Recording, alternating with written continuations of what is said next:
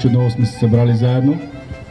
Отново в София, отново да празнуваме рожден ден и отново да поставим начало на празниците на нашия хубав град, които тепърва предстоят.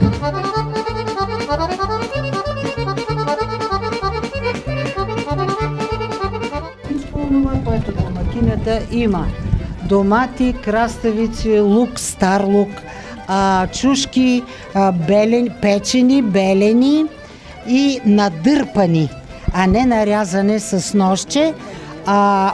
Картофи, 2-3 или колкото там решиш, картофи варени, обелени и нарязани. Освен това, трябва магданоз.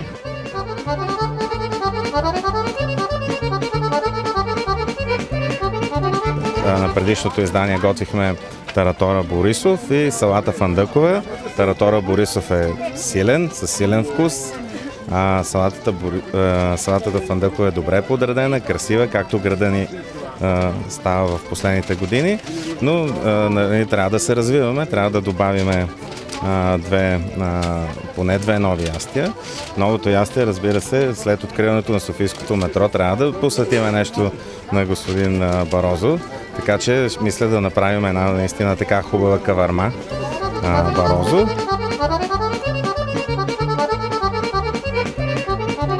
Днес, освен българските ястия, които ще се готвят на нашата кухня, ще приготвят и нещо по-различно от далечна Япония. Какво ще бъде то? Предстои да разберете именно от Иван. Заповядай. Днеска ще готвиме едно ядене, което се смята за бързо хранене в Япония, фастфуд. Казва се окономияки. То е хлебче японско, питка, приготвена от зеле. Значи това е тесто, малко по-редичко, бяло зеле, брашно и вода само. Добре. Бяло зеле, яйцето ще го чукнем накрая с султа. Имаме предварително нарязан пресен лук, джинджифил и микс от чушки. И накрая слагаме свински гърди. Значи имахме алабаш, след това е бялата ряпа, моркови и цвекло.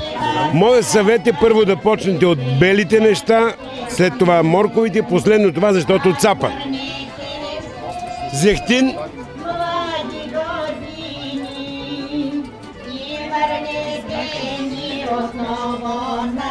Малко сол.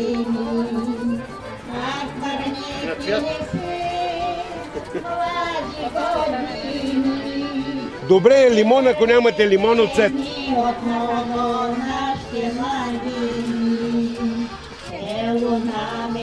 Всякаква ракия и мастика може вече.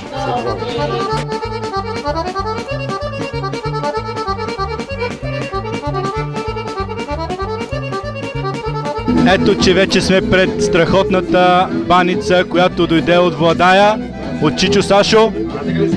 Ето го и Чичо Сашо. Да ни кажеш колко време прави тази баница? Тази баница я правиме 4 човека, 25 часа.